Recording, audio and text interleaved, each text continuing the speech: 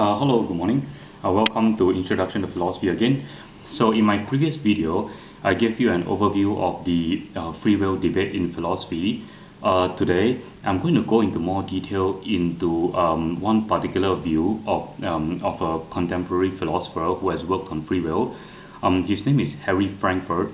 Now, in order to understand, where Frankfurt stands with regards to the free will debate, here's one way to think about it. So, you might remember that I ended the video I ended the previous video by talking about the compatibilist view. Now, you may also remember that I mentioned that the compatibilist view can be divided into traditional compatibilism and semi-compatibilism. Now, traditional compatibilism, as characterized by the views of David Hume and John Stuart Mill, basically says that determinism is compatible with free will, or free will is compatible with determinism. And what they mean is that even if all of our actions and choices are determined by all the laws of the universe, there is still a meaningful sense in which our actions and choices can be free, so long as those actions are come from our character and our freely taken decisions, and not from compulsion. So, for example, to use the same example that I used in my previous video, I'm sitting here talking to you about free will right now because I made a decision to do so on my own, and not because I have been compelled to do so or brainwashed to do so. So, given that this is the case, one can say that I have freely decided to sit down here and talk to you about free will, even though my decision is predetermined by all the laws and events that have happened in the universe prior to this point. So the traditional compatibilists believe that it is possible for one's action to be free, even though it is predetermined by all the laws of the universe. Now, but traditional compatibilism is not problem-free, because the determinists have in recent years come back to launch a challenge against the traditional compatibilist view. So many determinists are unsatisfied with the compatibilist view because they would say, look, I mean, it is true that you decided to sit down here to talk about free will, and therefore you are sitting here and talking about free will. But even if this decision came from your own decision that you made yourself, it is still true that you couldn't have done otherwise. I mean, it is still true that given all the laws that hold in the universe, and given everything that has happened before this point, it is inevitable that you will make this decision to sit down and talk about free will. So given that all of our choices and actions are inevitable, even if they are not compelled, it is still true that we couldn't have done otherwise. So if we couldn't have done otherwise, then it would seem to indicate that the actions that come from our decisions and characters cannot be actions that are truly free. So this is where semi-compatibilism, or the view of Harry Frankfurt, comes into the picture. So what Harry Frankfurt wants to argue in response to the determinists is that it is possible to have free will even if there is no possibility of us doing otherwise than what we are doing right now. Or to put it another way, we do not have to have the possibility of genuine alternate possibilities in order to have free will. We can have free will even if every single one of our actions and choices are inevitable.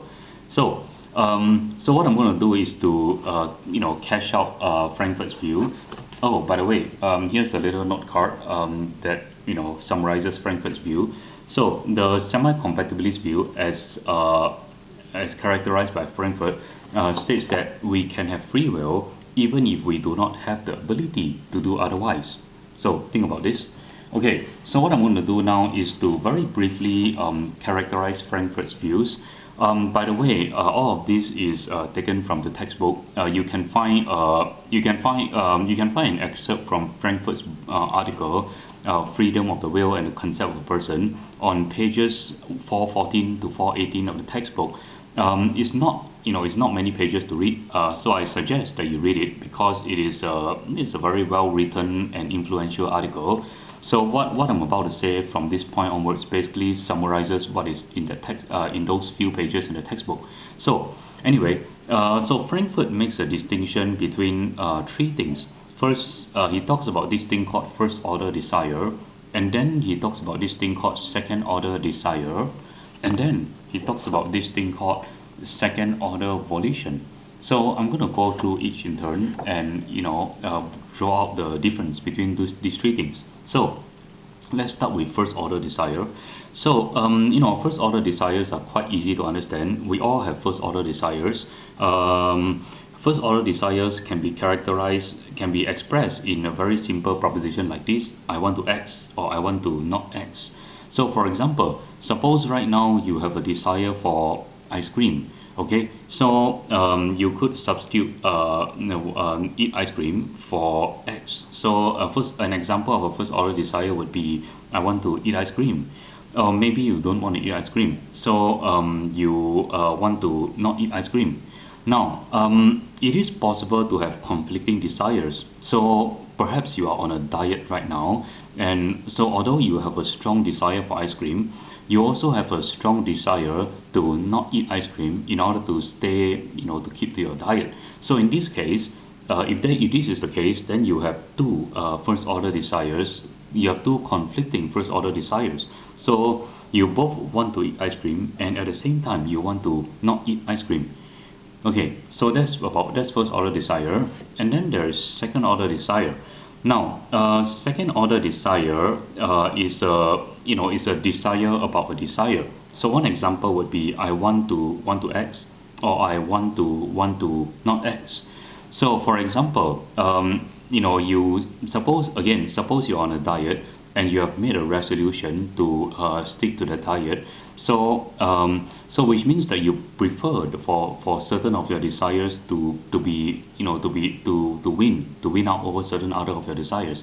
So since you want to eat less ice cream because you're on a diet, so you will find yourself wanting to not have the desire, or you will find yourself wanting to have the desire to not eat ice cream. So you want to not eat ice cream, and Frankfurt points out that only beings that have a certain level of rational development, like human beings and probably some other higher animals, can have second order desires, because only rational beings can form desires that are about other desires.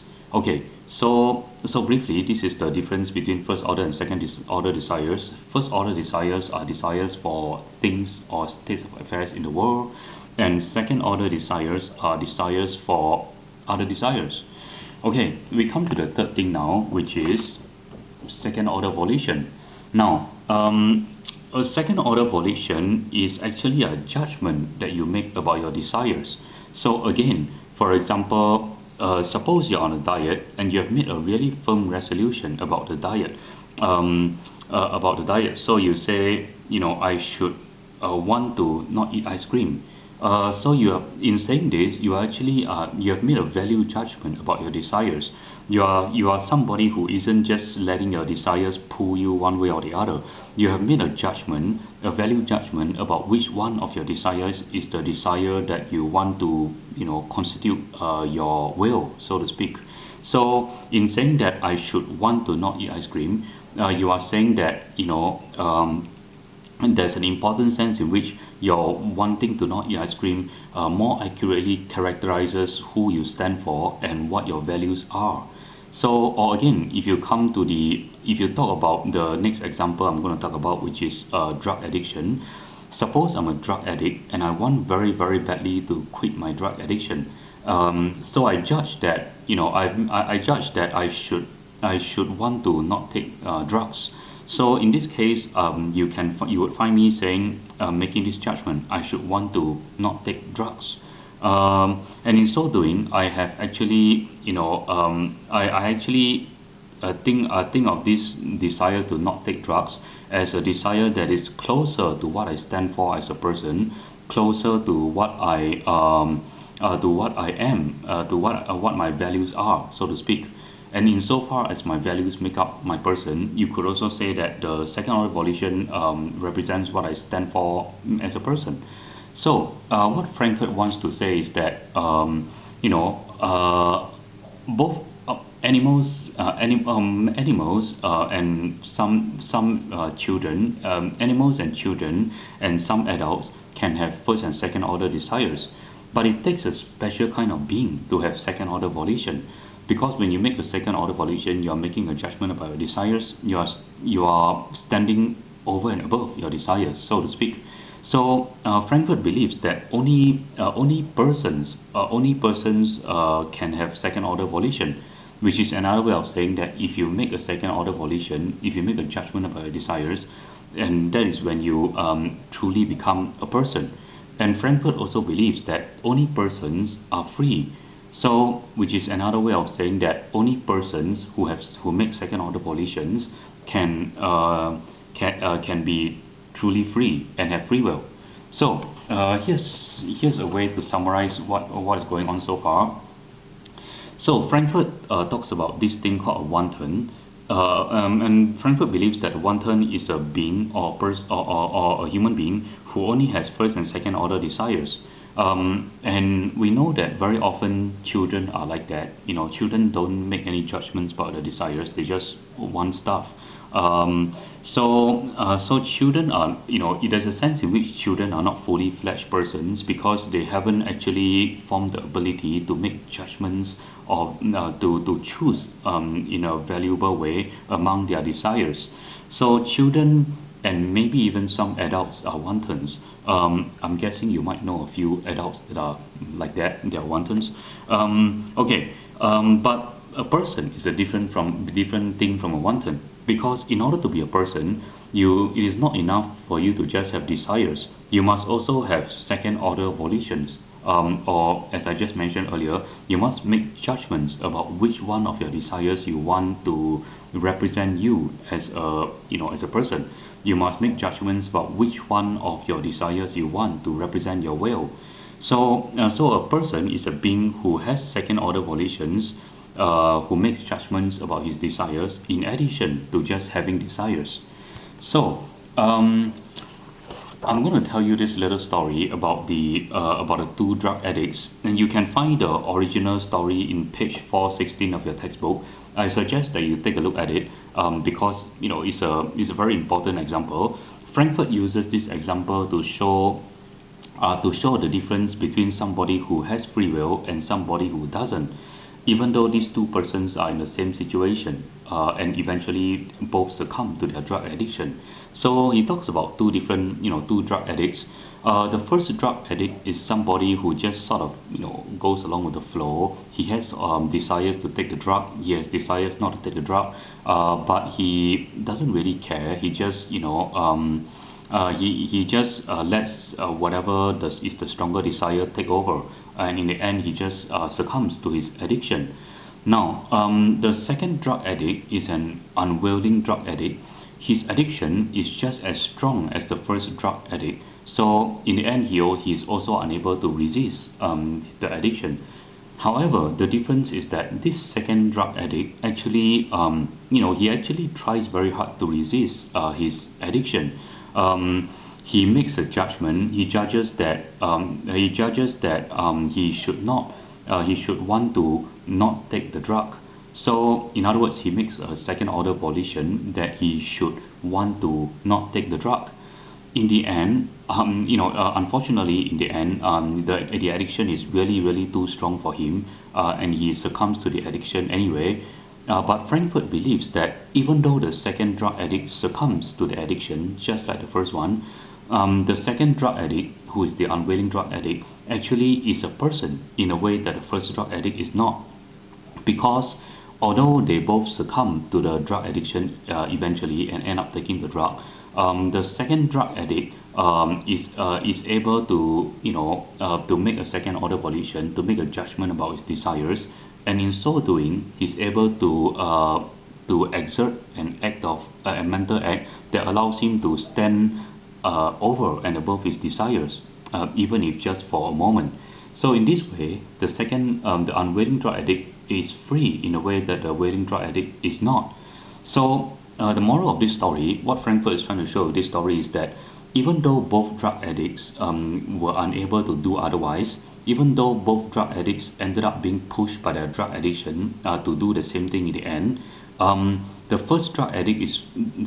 second drug addict, the unwilling drug addict, is free in a way that the first drug addict is not, because although he was pushed along the same path, he actually made a judgment about the path, about the desires that were pushing him. So what Frankfurt is trying to say is that, coming back to the original view of Frankfurt, Frankfurt's view is this, right? That we can have free will even if we do not have the ability to do otherwise. So even if the unwilling drug addict does not have the ability to do otherwise, he still has free will, because he actually made a judgment about his desires, and in this way he was able to stand up and go beyond his desires. So to have free will, according to Frankfurt, it's not about having the ability to do otherwise. For example, I may not have the ability to do otherwise than to sit here and talk to you about free will, because this is the way my character is, and my character has shaped my decisions such that I couldn't do otherwise than to sit down here and talk to you about free will. But even though I couldn't do otherwise, I'm still free. I'm still acting freely in a way in which somebody who's been brainwashed or hypnotized to sit here isn't. Why?